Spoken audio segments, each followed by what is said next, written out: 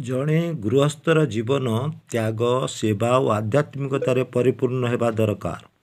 ସମସ୍ୟାର ସମ୍ମୁଖୀନ ହେଲେ ପ୍ରେମ ଓ ଧୈର୍ଯ୍ୟ ଦ୍ୱାରା କିପରି ସଫଳ ହେବାକୁ ହେବ, ତାର ଜ୍ୱଳନ୍ତ ଉଦାହରଣ ହେଉଛନ୍ତି ପିତାମାତା।